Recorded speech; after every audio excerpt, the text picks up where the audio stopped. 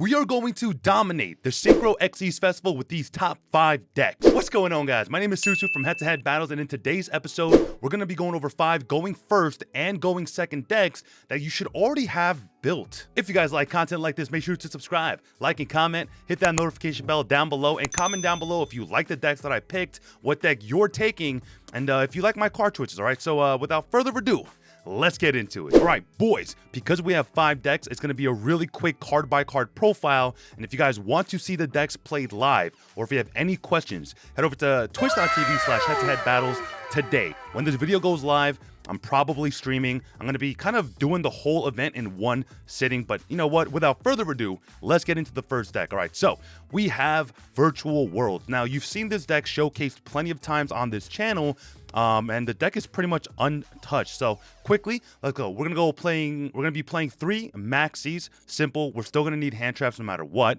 Next, we're playing triple Ash Blossom and Joyous Spring, especially because Numerons is gonna be so freaking powerful in this event. I think you definitely do need the Ash. Next, we're playing double Nian Nian. The Virtual World package does not change here. So we're playing double Nian Nian. We're playing triple Lulu. Now, Lulu is a bit more important in this combo simply because we are playing Destrudo to be able to make a Baronne de Fleur later, okay? Next, we're playing triple GG. These are basically standard ratios. GG, if you use the GG effect, you're going to be able to add that Lulu back to your hand. Next, we're playing the double Lao Lao. You've seen the combo video on our channel plenty of times, but if you are confused, just look it up on the channel. I promise it's there, okay?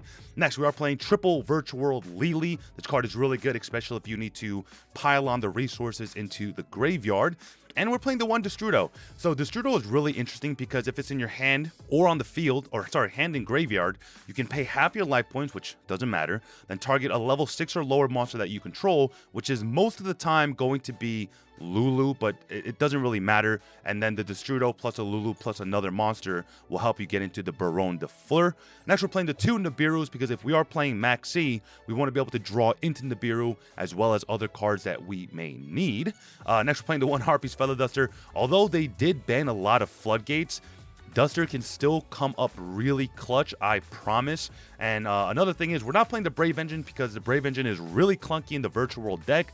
Not only do you brick more because you play more bricks in a deck that already bricks, but you generally don't need it, okay? So, next, we are playing the 1 Foolish Burial. This is essentially just for Destrudo.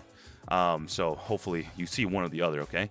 Next, we're playing triple Pot of Desires. This is like pretty much the only pot card that is legal, but it is extremely powerful in this deck, so I'm okay with it. Next, we are playing the triple Qualu. Now, this is probably one of the best cards in your deck, and if you're up against this deck and you have Ash Blossom in your hand, you probably want to Ash Blossom the Qualoon, and they might just pass, okay? Next, we're playing the triple Kinglong. Kinglong is really important because it gets you the monster that you need, while it fuels Chuche because you need to banish itself to add a Virtual World monster, and then you discard a card. So it's like a triple whammy almost. Next, we're playing double Emergency Teleport. I think this card is still really good because if you lose a target that you're targeting, E-Tele will generally give you another target that you can target. All right.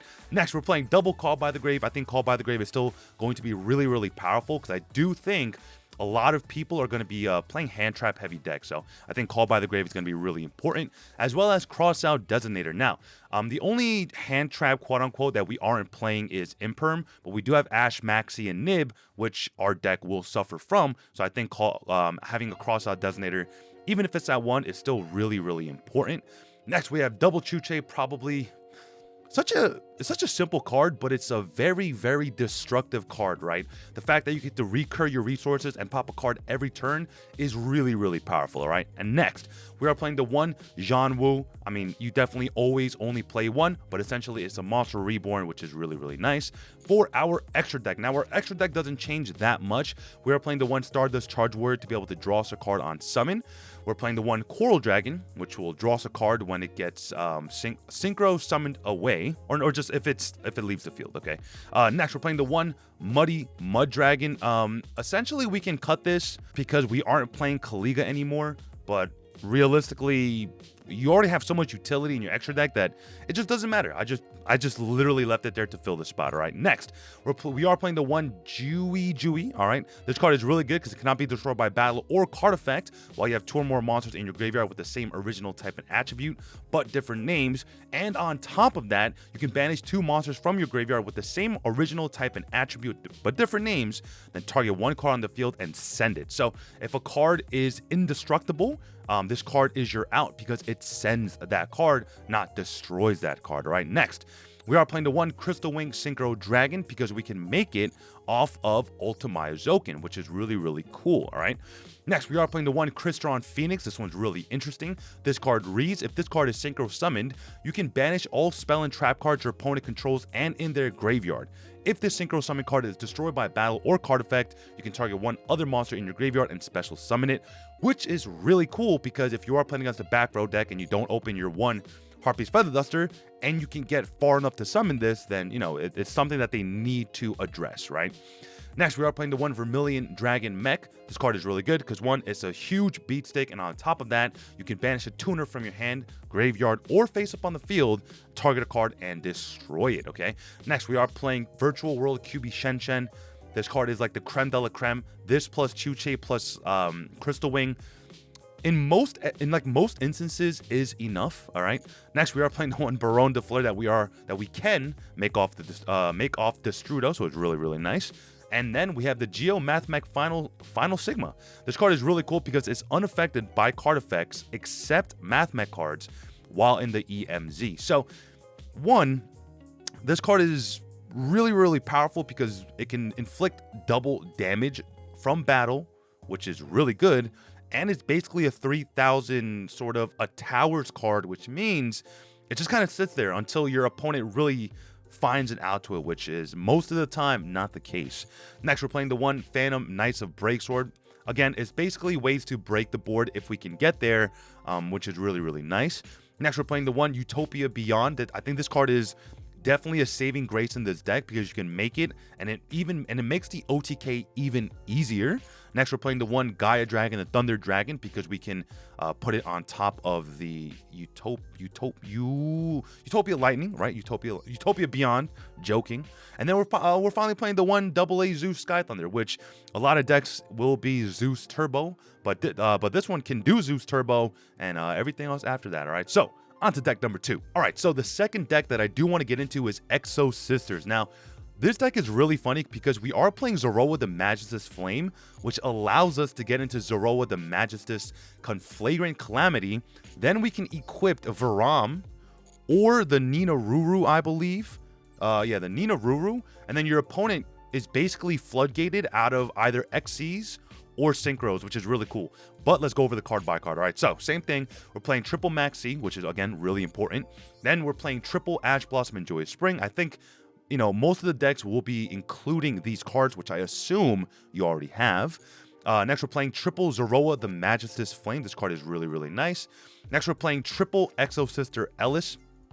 Then we have triple Exo Sister Stella. Now, these are your main cards in the deck. And then we are playing one Irene because one is really all you need because its effect isn't really that powerful. And then we are playing triple Exo Sister Sophia, which is really nice because you get to draw a free card if you control another Exo Sister monster.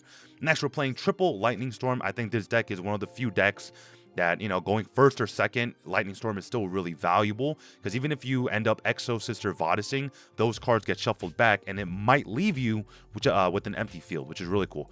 Next, we're playing Secret Village of the Spellcasters, one of the few floodgates they did not ban. So this card says if only you control a spellcaster monster, your opponent cannot activate spell cards. But if you control no spellcaster monsters, you cannot activate spell cards. So luckily, most of your main deck monsters, as well as your big synchro boss, is a spellcaster, so that's why we are playing the deck. Next, we're playing the one Exo Sister Carpe Divum. This card is really cool because neither player can target Exo Sisters monsters you control with effects of monsters that were special summoned from the graveyard, which I'm starting to believe might be a lot. Okay.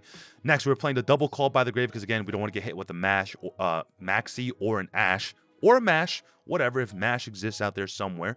Next, we're playing triple Forbidden Droplet. Droplet is really powerful in this deck simply because you will have a lot of cards in your hand and on field that you don't need anymore because you've already, garnered the additional resources from them.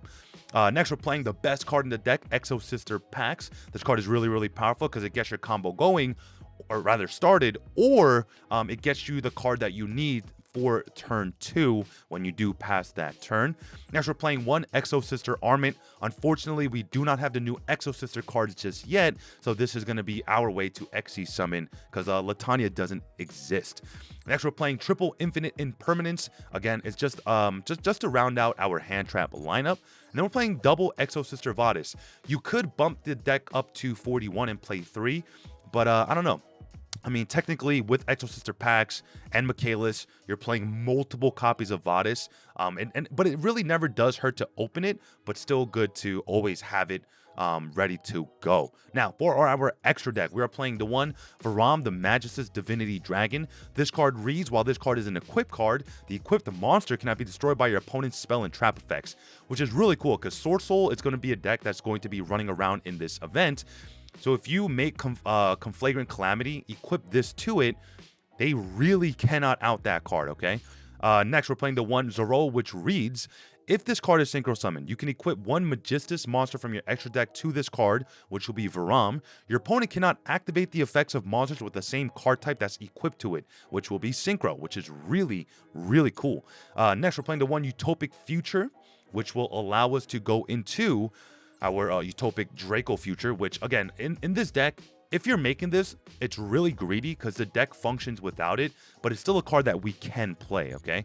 Next, for our utility cards, we're playing the one number 41 Baguska, just in case we get hand trapped to Oblivion, but realistically, if we're making this, we could have made Michaelis anyways, so just keep that in mind. Next, we're playing the triple Michaelis, which is really cool because 1, it banishes a card, and 2, it will search you any Exo Sister spell or trap, which is really, really nice. I did skip over Nina Ruru. Again, it's a really cool card if you're playing up against an XC's deck, but at the same time, I think the Synchro lock will be better than the XC's lock in this festival.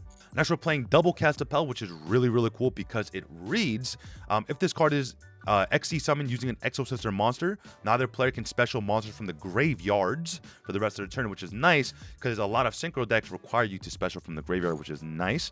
Next, we're playing the one Jabrine, whatever. It cannot be destroyed by the activated effects of monster special summon from the graveyard, which is nice.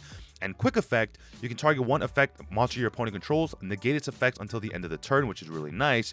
But the better effect, unironically, is the next one where it says you can detach one material from this card, and for the rest of this turn, all XC's monsters you control will gain 800 attack. Unironically, it's the better effect. Next, we're playing Exo Sister Asophiel, which is really cool because now your opponent cannot activate effects in the graveyard, which is insanely powerful. And finally, again, Zeus Turbo. Zeus is going to be extremely prevalent in this festival, but onto deck number 3. Now, onto the deck that is near and dear to my heart, Madolche's, but usually I do play the going second variant over at twitch.tv/HeadtoHead battles, but this time we're going to be going first, so it does change the deck list up a little bit. Again, we're playing triple Maxi. That will never change because everyone's going to be playing combo decks. We are playing double Hoot Cake. Now, Hoot Cake is really nice because if you open multiple shifters and Hoot Cake, you can shifter your opponent, summon Hoot Cake, banish a shifter, and now you have an empty graveyard where you can shifter again. So your opponent is under Dimension Shifter for 4 turns in a row. Insanely powerful. All right, so we're playing 2 of those. Next, we're playing triple Ash Blossom and Joy of Spring. Again, Numerons will be extremely prevalent, so keep that in mind. Next, we're playing our one, not kind of the best starter, but a starter nonetheless, Madolche Mageline. So normally when you start your turn and you don't have shifter, you're going to normal summon this, add yourself Petite, or rather Petting Sisor, and then kind of extend your combo further that way. So again, it's not the best normal summon, but it's still really good nonetheless. Next, we're playing the actual, so we play 3 bricks on the deck, and 2 of them are being taken up by Madolche Messengelato. This card is unironically crucial to the combo because it will get you your field spell as well as your trap card, which is very unironically ironic. Next, we're playing the best normal summon in the deck. Wait, where's the royal finish one? Here it is. Madolche Angeli. This card is really good because 1, it dodges Impermanent Veiler because it tributes itself for cost, and then you can summon Petting Cess and then go full combo from there, okay? Next, we're playing triple Petting Sesor, one of the best cards in the deck. If I control no monsters in the graveyard, I can special summon it from my hand, and then I can special summon a Pudding Cess, which is a level 5, but make it into a level 4 when summoned off the effect of Petting Sesor, okay? So this is the last and final brick in the deck.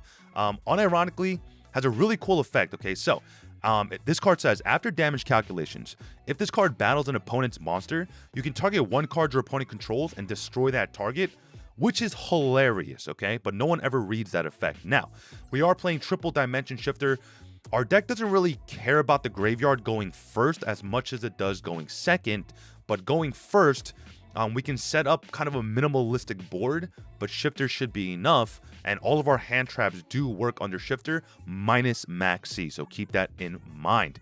Next, we are playing double Nibiru, the Primal Being. Again, combo deck's going to be extremely prevalent, and with the amount of hand traps that we are playing, if we can stop our opponent from making an Omni Negate, or negate that Omni Negate, Nibiru is going to be really powerful, okay? Next, we're playing triple Lightning Storm because, again, we're not going to win the coin flip every time. And I think Lightning Storm is going to be a necessity, at least for this deck, okay?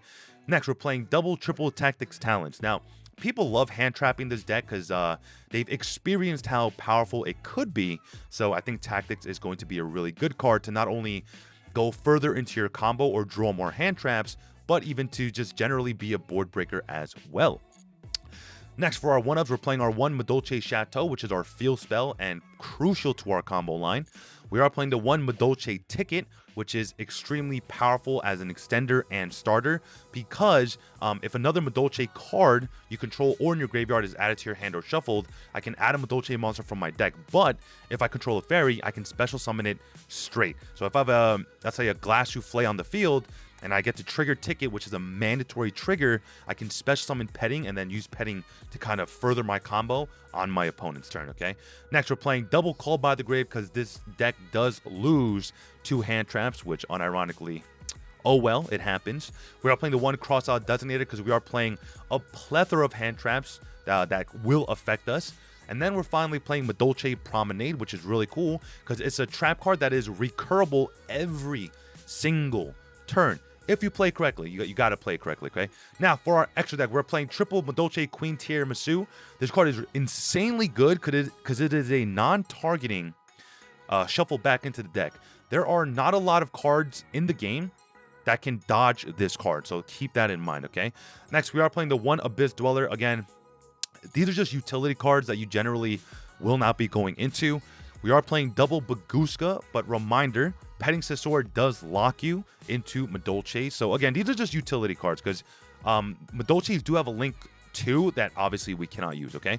Next, we're playing triple Madolche Teacher Glass Souffle, one of kind of like your better interruptions in the deck, unironically. Let's read this card together. So this card says, quick effect, you can detach 1 material from this card and target 1 Madolche monster on the field this turn. That face-up monster is unaffected by monster effects except its own. Now, if you summon a Hoot Cake off of Angeli, which you're supposed to, the Hoot Cake is in defense, cannot be destroyed by battle, and then you go Glass Souffle effect on the Hoot Cake. That Hoot Cake is essentially invincible. But let's keep reading. So, if a Madolche card is sent to your graveyard while this card is on the field, you can shuffle up to 2 cards from either graveyard into the deck, which is insanely powerful because that will trigger all of your other Madolche cards, okay?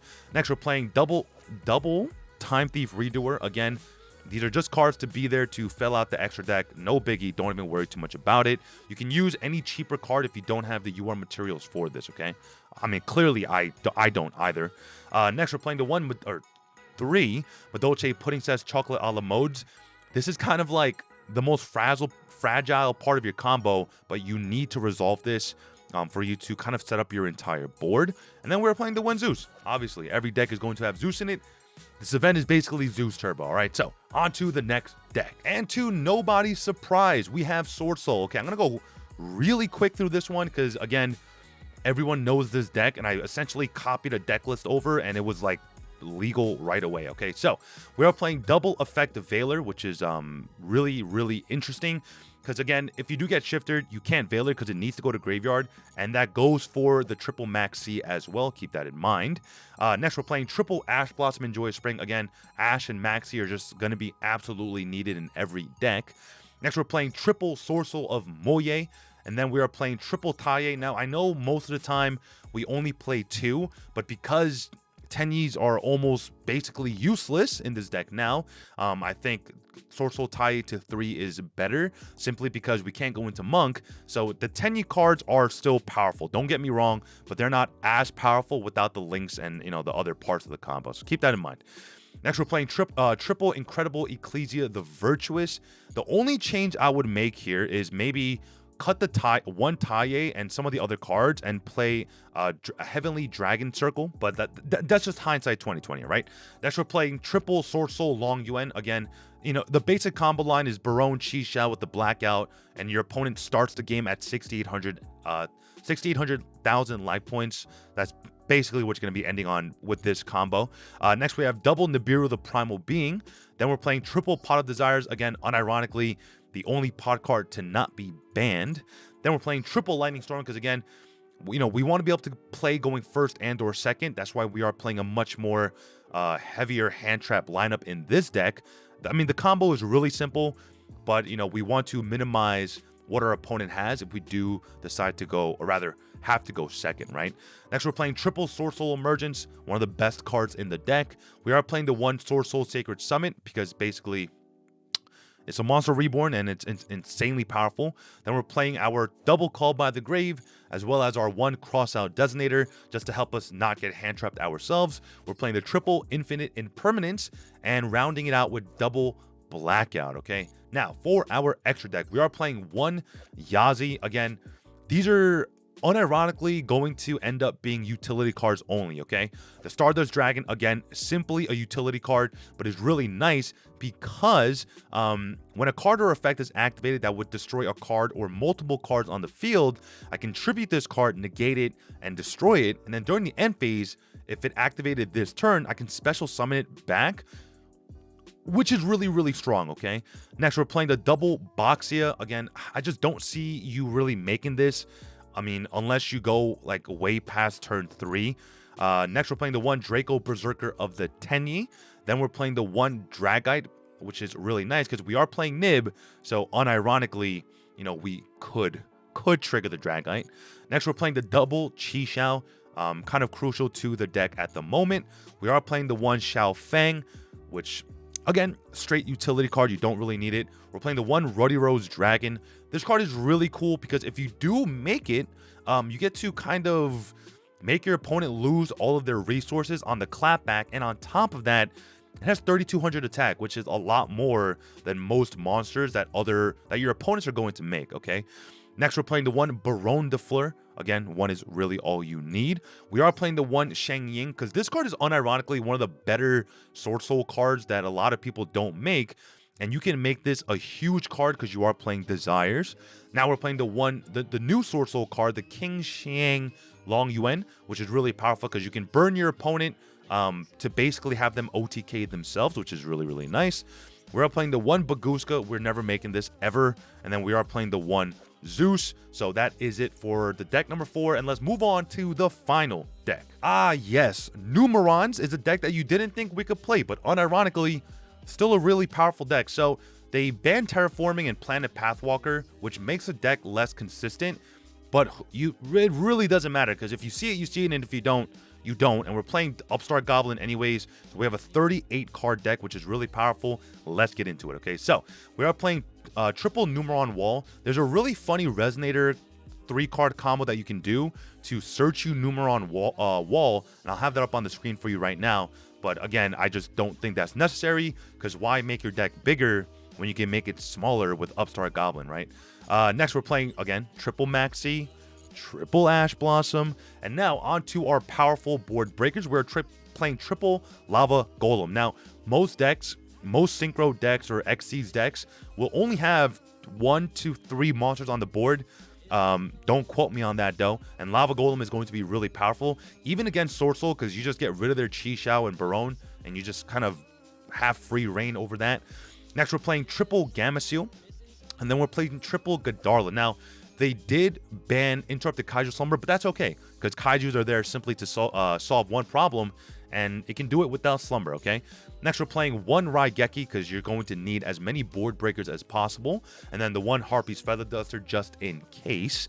Next, we're playing double Upstart Goblin. If you're playing 40, don't play 3 Upstarts and play 41 because that doesn't make any sense, okay? Next, we're playing the one for one, which is basically a 4th copy of Numeron Wall. We're playing triple Pot of Desires. Again, this card is insanely good, especially in this deck because we are playing 3 of everything, and we only need to resolve Numeron Calling once. We're playing triple Lightning Storm. We're playing triple Numeron Calling. Now, I know most people play it at 2, but because we are playing Desires in a very tight 38 card list, technically, we do need to play 3. Next, we're playing triple Numeron Network. Obviously, we needed to resolve our combos. Triple Limiter Removal, which is really, really interesting because it doubles the attack of all machine monsters that I currently control, which is really, really good. Generally speaking, if you do it wrong and they put out a less than 1,000 body monster on the field, limiter removal will be the ticket to OTK. And then we're playing double Call by the Grave because we don't want to get ashed, or rather hand trapped on anything, okay? Now for our extra deck, super simple, we're playing 3 of every gate and 3 Sunyas. All right, guys, that's it for me today. If you guys enjoyed today's video, make sure to subscribe, like, and comment. Hit that notification bell down below, and comment down below what you think about the decks, or if you would change any of the cards in those decks. And like I always say, if this video gave you value, make sure to share it with your friends. Now, I'm gonna be playing these decks live over at twitch.tv/head-to-head battles today. When this video goes live, I'm going to be showing you how to kind of go through the smaller nuances of each deck. If you have any questions, I can give you an answer live, all right, guys? So, I freaking love you so much, man. I've taken up way too much of your time. My name is Susu from Head-to-Head Battles, signing out.